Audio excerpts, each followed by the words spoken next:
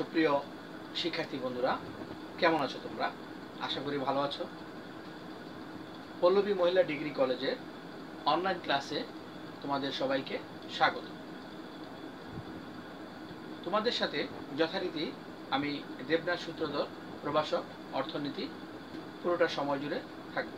আশা করি তোমরাও আমাদের সাথে যুক্ত থাকবে। আজকে আমরা একাদশ ও দ্বাদশ শ্রেণীর অর্থনীতি দ্বিতীয় পত্র নিয়ে তোমাদের সাথে ক্লাস করব। আজকে অর্থনীতি দ্বিতীয় পত্রের তৃতীয় অধ্যায়ে বাংলাদেশের শিল্প শিরোনামে যে অধ্যায়টি আছে সে অধ্যায়ে তোমাদের সাথে ক্লাস নেব। তোমরা ইতিমধ্যে এই অধ্যায়ে বেশ কয়েকটি ক্লাস করেছ, যেখানে তোমরা বাংলাদেশের শিল্প এবং রপ্তানিমুখী শিল্প, বিভিন্ন শিল্প সম্পর্কে তোমাদের ধারণা হয়েছে। আমরা গত ক্লাসগুলোতে তোমাদের এই সম্পর্কে ধারণা দিয়েছি। আজকে আমরা বাংলাদেশের শিল্প এই অধ্যায়ের যে বিষয়গুলো নিয়ে আলোচনা করব, অর্থাৎ আজকের পাঠ শেষে, ক্লাস শেষে তোমরা যে বিষয়গুলো জানতে পারবে সেই বিষয়গুলো হচ্ছে, প্রথমেই আমরা দেখি যে তৈরি পোশাক শিল্পের বর্ণনা করতে পারবে। পরবর্তীতে আছে আমদানি বিকল্প শিল্পের ধারণা ও গুরুত্ব ব্যাখ্যা করতে পারবে। সর্বশেষ যে বিষয়টি আছে, সরকারি ও বেসরকারি অংশীদারিত্বে শিল্প উন্নয়নের সরকারি নীতি যথার্থতা বিশ্লেষণ করতে পারবে। তো সুপ্রিয় শিক্ষার্থী বন্ধুরা, আমরা এক নজরে আজকে শিক্ষণফলগুলো দেখে নিলাম। আমাদের ক্লাসে আমরা সরাসরি চলে যাব। সেখানে আমরা প্রথমেই বাংলাদেশের তৈরি পোশাক শিল্পের সম্পর্কে আমরা জানব। এই তৈরি পোশাক শিল্পের বর্তমান অবস্থা কি এবং এই শিল্পে কি কি সমস্যা বিদ্যমান রয়েছে সেই সম্পর্কে আমরা জানব, এবং সাথে সাথে সেই সমস্যাগুলো সমাধানের উপায় সম্পর্কেও আমরা জানব, এবং সমস্যা সমাধানের পরবর্তীতে এই শিল্পের গুরুত্ব সম্পর্কে আমরা তোমাদের সাথে আলোচনা করব। প্রথমেই আসি যে বাংলাদেশের পোশাক শিল্পের বর্তমান অবস্থা কি। বাংলাদেশের পোশাক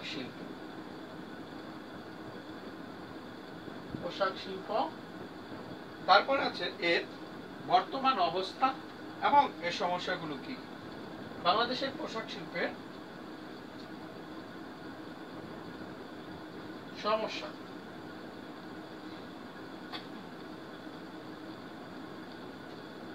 পোশাক শিল্পের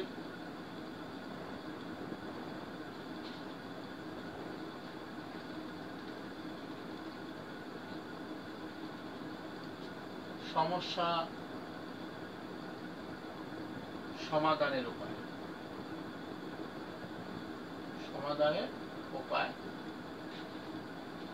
তারপরে আছে সমস্যা সমাধান উপায় এবং ভবিষ্যৎ সম্ভাবনা।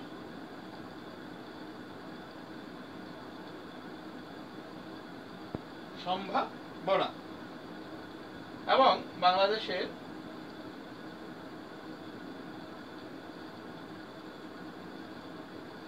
তৈরি পোশাক শিল্পের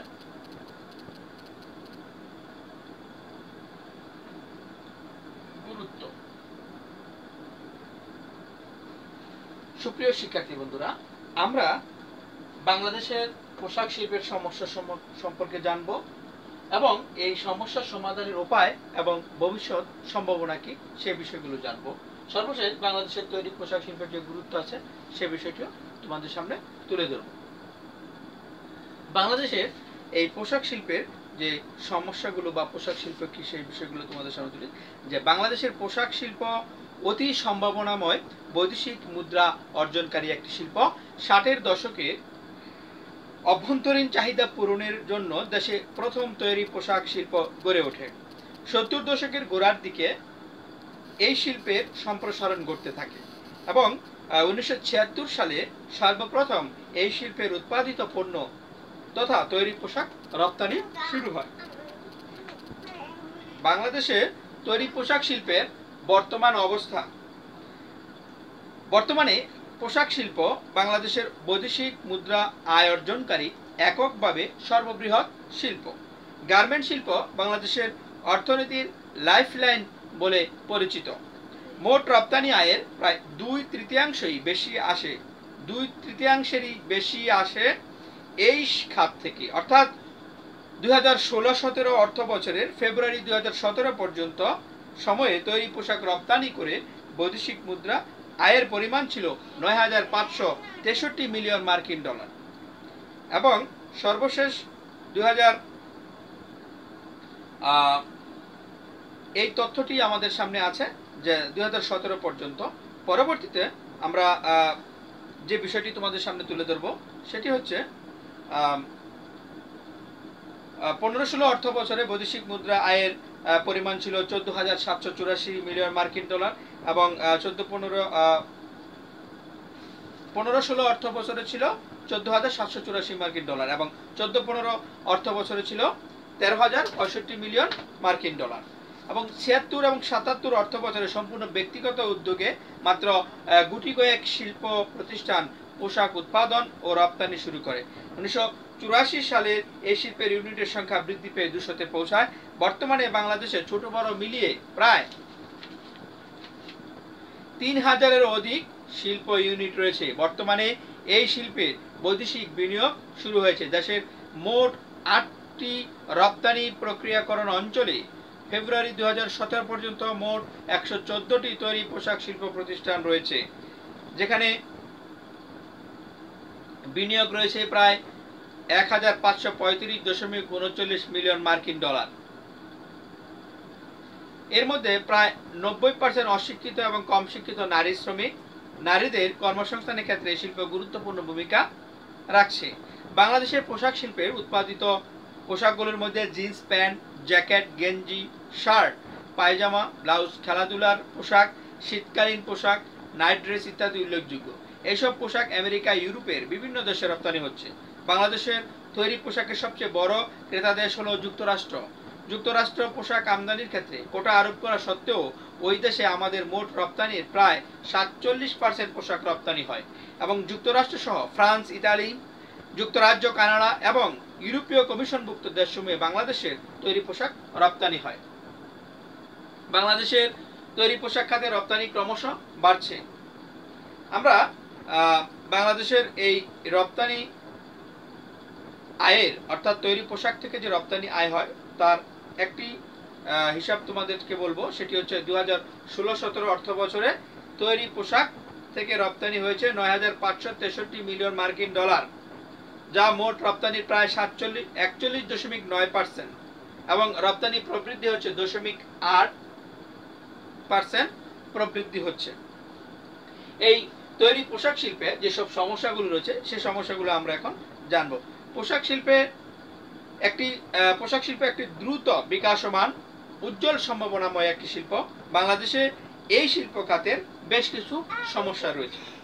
এদের মধ্যে বর্তমানে যে গুরুত্বপূর্ণ যে সমস্যাগুলো রয়েছে সেগুলো হচ্ছে পোশাক উৎপাদন ক্ষেত্রে বৈচিত্র্যের অভাব, কোটা আরোপ, প্রয়োজনীয় কাঁচামালের অভাব, তীব্র প্রতিযোগিতা, পর্যাপ্ত ঋণ সুবিধার অভাব, পণ্যের শ্রেণী বিভাগ ও মান নির্ধারণজনিত সমস্যা, শ্রমিকের প্রয়োজনীয় দক্ষতার অভাব, বিক্রয় পদ্ধতি, রপ্তানি খাতে বিলম্ব, উৎপাদন ক্ষমতার অপূর্ণ ব্যবহার, শ্রমিক অসন্তোষ, রপ্তানিতে বিদেশি পরিবহন ব্যবহার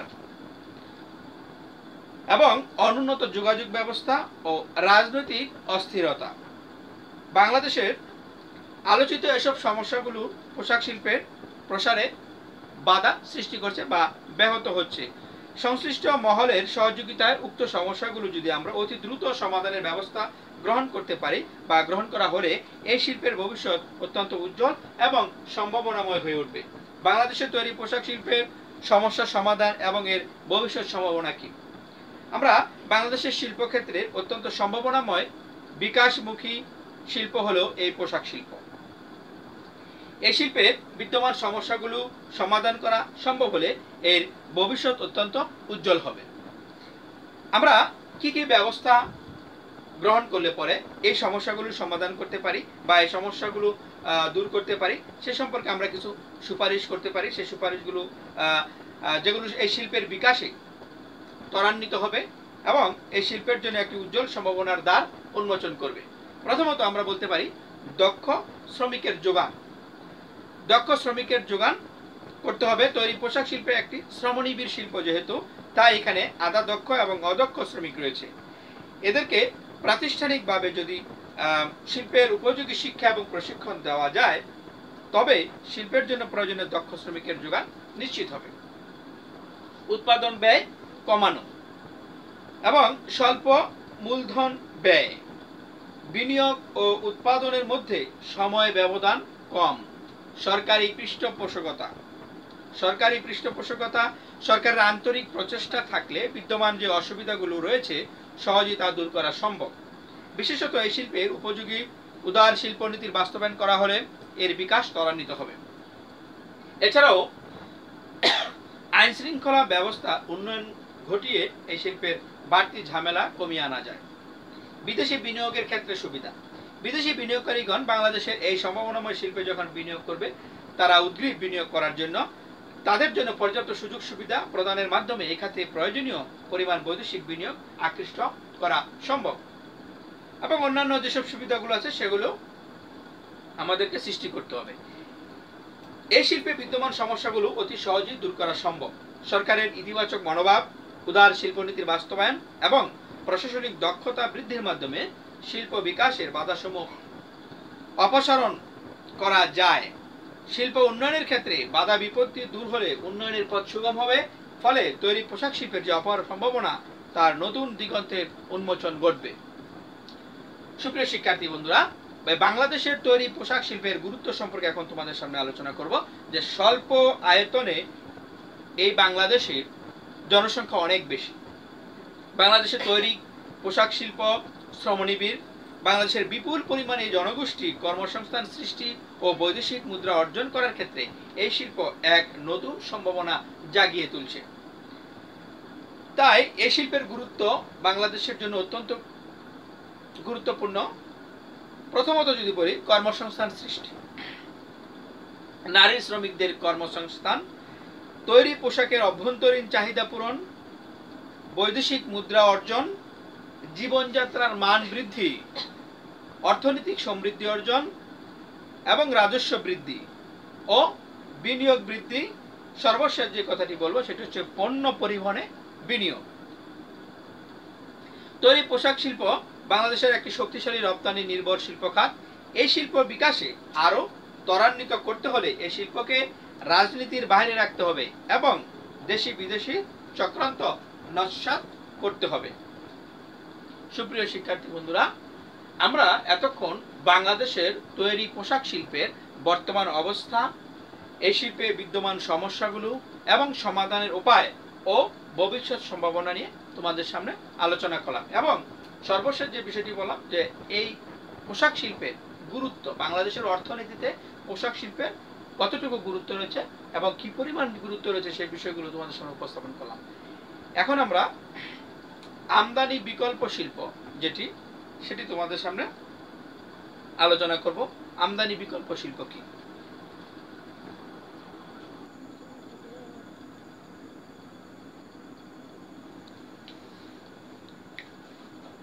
সুপ্রিয় শিক্ষার্থী বন্ধুরা, আমরা এখন আমদানি বিকল্প শিল্প সম্পর্কে তোমাদের সাথে আলোচনা করব। আমদানি বিকল্প শিল্পটা কি সেই বিষয়ে জানব।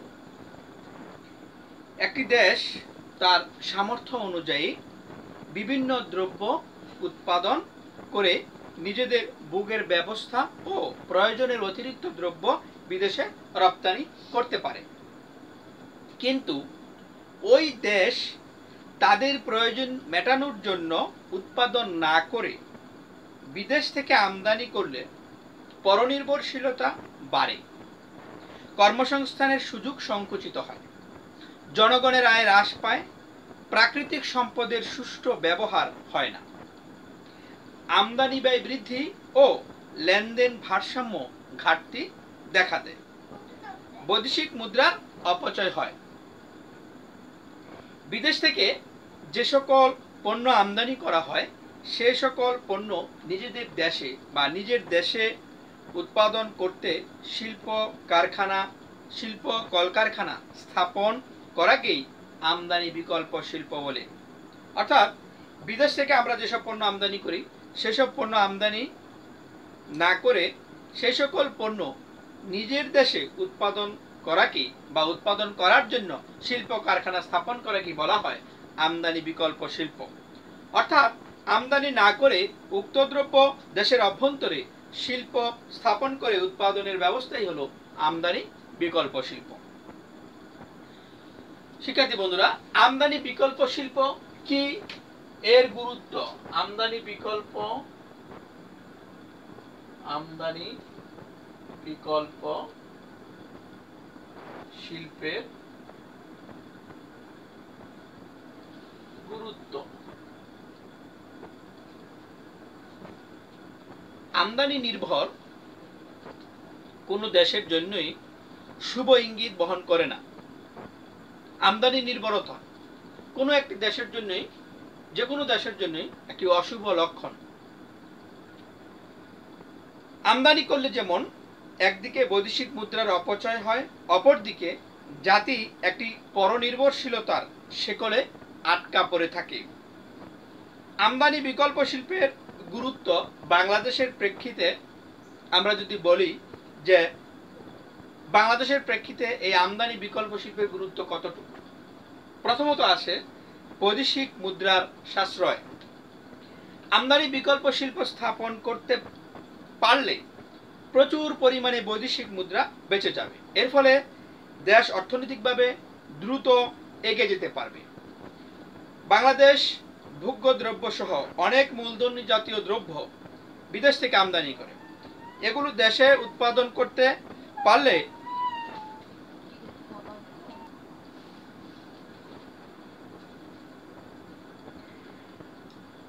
আমরা অর্থাৎ বাংলাদেশ যেসব ভোগ্যপণ্য এবং মূলধনী দ্রব্য বিদেশে থেকে আমদানি করে সেসব পণ্য যদি আমাদের দেশে আমরা উৎপাদন করতে পারি তাহলে কি হবে, অনেক বৈদেশিক মুদ্রা সাশ্রয় হবে এবং পরনির্ভরশীলতা হ্রাস। ক্রমাগত বিভিন্ন দ্রব্য আমদানি করতে থাকলে একটি দেশ অন্যান্য দেশের উপর নির্ভরশীল হয়ে পড়ে। এ ধরনের পরনির্ভরশীল দেশ বিশ্ব মন্দার সময় অত্যাধিক বিপদের সম্মুখীন হয়। আমদানি ব্যয় হ্রাস। আমরা প্রথমে বলছি বৈদেশিক মুদ্রা সাশ্রয়। বৈদেশিক মুদ্রা সাশ্রয়, বৈদেশিক মুদ্রা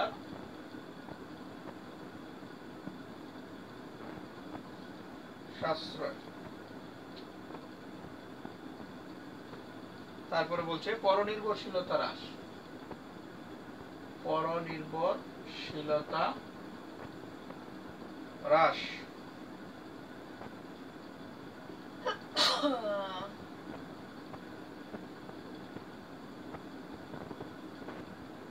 আমদানি ব্যয় হ্রাস।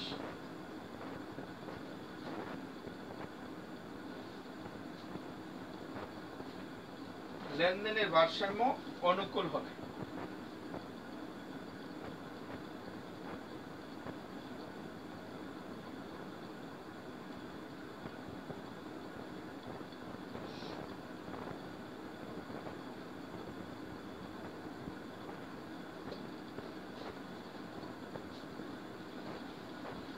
শিক্ষার্থী বন্ধুরা, আমরা বলতেছি যে আমদানি ব্যয় হ্রাস।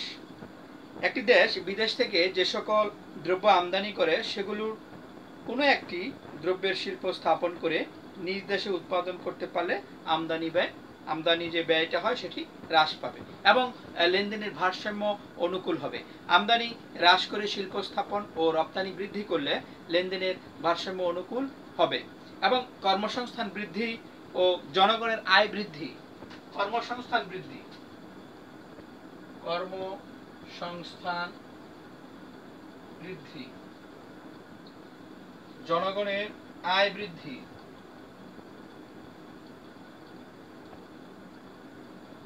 আয় বৃদ্ধি,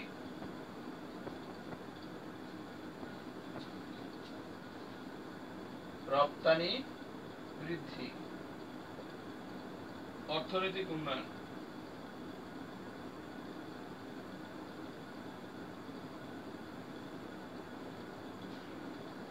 অর্থাৎ মূলত এই বিষয়গুলো আমরা যদি বলি যে কর্মসংস্থান বৃদ্ধি, আমদানি না করে আমদানি বিকল্প শিল্প স্থাপন করে অভ্যন্তরীণ বিনিয়োগ ও কর্মসংস্থান বৃদ্ধি পাবে এবং জনগণের আয় বৃদ্ধি, কর্মসংস্থান সৃষ্টি হলে জনগণের আয় ও কর্মক্ষমতা বৃদ্ধি পাবে, এতে জীবনযাত্রার মান উন্নত হবে। বাড়ি শিল্প স্থাপন, যখন আমরা আমদানি বিকল্প শিল্প স্থাপন করব এবং কলকারখানার জন্য যখন কলকব্জ যন্ত্রপাতি আমদানি না করে দেশের অভ্যন্তরে যখন আমরা উৎপাদন করব এবং উৎপাদন করতে আমরা উদ্যোগ নিলেই আমাদের দেশে ভারী শিল্প প্রতিষ্ঠিত হবে এবং শিশু শিল্প সংরক্ষণ, নব্য প্রতিষ্ঠিত শিল্পগুলোকে যেসব পণ্য উৎপাদিত হয় সেগুলো আমদানি না করে সংরক্ষণ বাণিজ্য নীতি অবলম্বন করলে শিশু শিল্প ধ্বংসের হাত থেকে রক্ষা পাবে এবং রপ্তানি বৃদ্ধি, আমদানি না করলে বৈদেশিক মুদ্রা সাশ্রয় হয় এবং সাশ্রয়কৃত যে বৈদেশিক মুদ্রা তা শিল্পে বিনিয়োগ করে রপ্তানি বৃদ্ধি পাবে।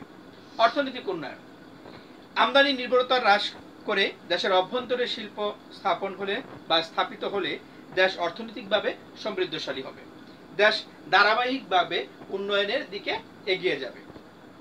শিক্ষার্থী বন্ধুরা, এই যে আমদানি বিকল্প শিল্প একটি দেশের অর্থনীতির জন্য অত্যন্ত গুরুত্বপূর্ণ, বিশেষ করে যেসব দেশ আমদানি নির্ভর হয়ে যাচ্ছে বা পরনির্ভরশীল হয়ে যাচ্ছে, অন্য একটি দেশের উপর তারা নির্ভরশীল হয়ে গেছে, সেই সব দেশের জন্য এই আমদানি বিকল্প শিল্প স্থাপন করা অত্যন্ত গুরুত্বপূর্ণ এবং এই আমদানি বিকল্প শিল্প স্থাপনের মাধ্যমেই একটি দেশ বা একটি জাতি অন্য দেশের উপর যে নির্ভরশীলতা সেটি কমিয়ে আনতে পারে বা সেটি হ্রাস করতে পারে।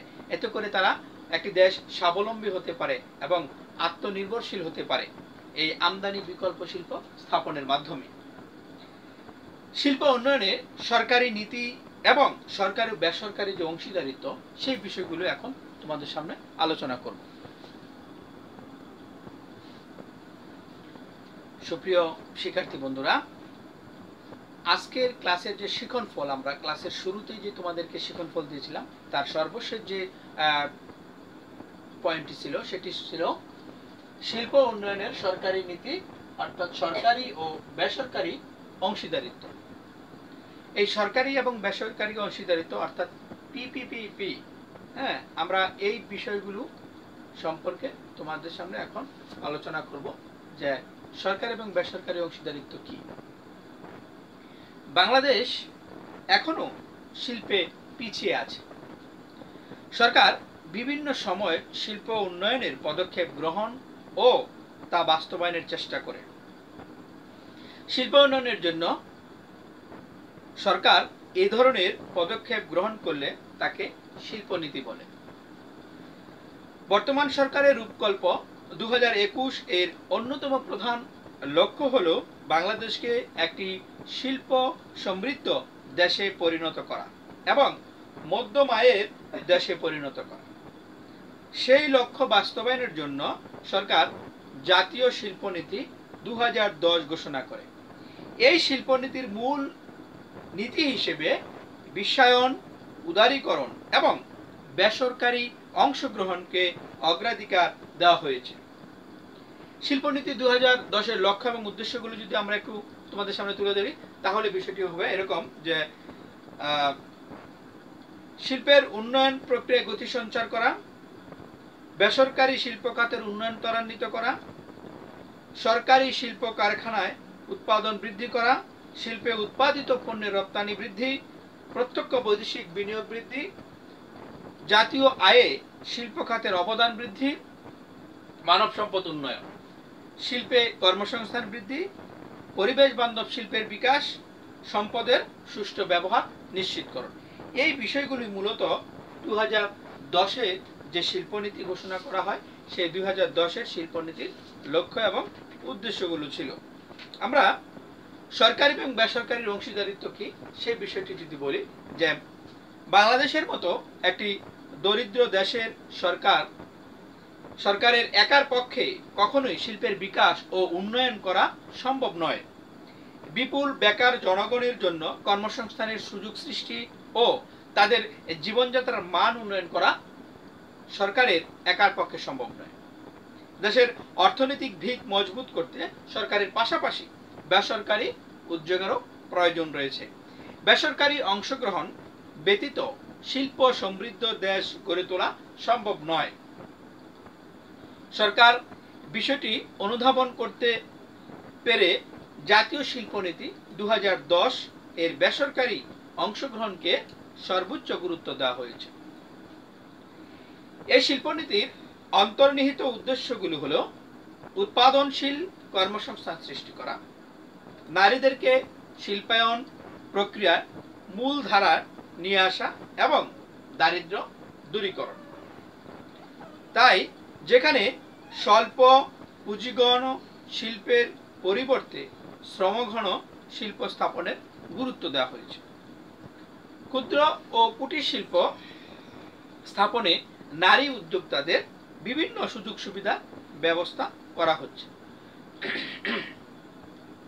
এভাবে বেসরকারি খাতকে উৎসাহিত করার পদক্ষেপ গ্রহণ করা হয়েছে। শিল্প সহ বিভিন্ন বাণিজ্যিক প্রতিষ্ঠান স্থাপন ও পরিচালনায় সরকারি বেসরকারি অংশগ্রহণ অত্যন্ত প্রশংসনীয় উদ্যোগ।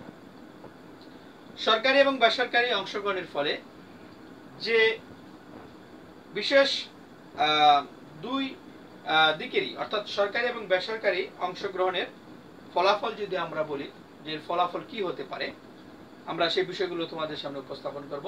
প্রথমে বলা হয়েছে যৌথ অংশগ্রহণে বড় বড় শিল্প স্থাপিত হবে, অর্থাৎ সরকারি এবং বেসরকারি পিপিপির মাধ্যমে যদি কোনো দেশ পরিচালনা হয় বিভিন্ন সেক্টরে বড় বড় শিল্প স্থাপিত হবে এবং ঝুঁকি হ্রাস পাবে, দ্রুত শিল্পায়ন সম্ভব হবে, জাতীয় উৎপাদন বৃদ্ধি পাবে, জাতীয় আয় বৃদ্ধি পাবে, কর্মসংস্থানের সুযোগ সৃষ্টি হবে, জীবনযাত্রার মান বৃদ্ধি পাবে, অর্থনৈতিক প্রবৃদ্ধি ও উন্নয়ন বাড়বে, উৎপাদন ও বিপণন প্রক্রিয়ায় স্বচ্ছতা বাড়বে, বৈদেশিক মুদ্রা অর্জনের হার বৃদ্ধি পাবে এবং বাণিজ্যিক ভারসাম্য অনুকূল হবে, সম্পদের কাম্য ব্যবহার নিশ্চিত হবে, পরনির্ভরশীলতা হ্রাস পাবে, নতুন নতুন বাজার সৃষ্টি হবে।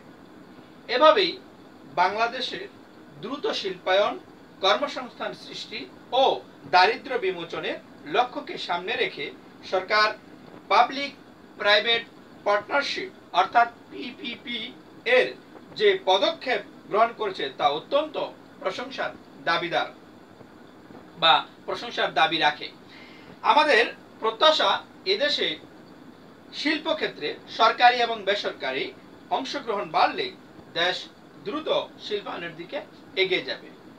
সুপ্রিয় শিক্ষার্থী বন্ধুরা, আজকে আমরা যে আলোচনাগুলো করলাম এতক্ষণ, যে বাংলাদেশের তৈরি পোশাক শিল্পের সম্পর্কে আলোচনা করলাম, তারপরে আমদানি বিকল্প শিল্প স্থাপন নিয়ে আলোচনা করলাম, সর্বশেষ যে বিষয়টি আলোচনা করলাম সেটি হচ্ছে সরকারি এবং বেসরকারি অংশীদারিত্ব অর্থাৎ পাবলিক প্রাইভেট পার্টনারশিপ।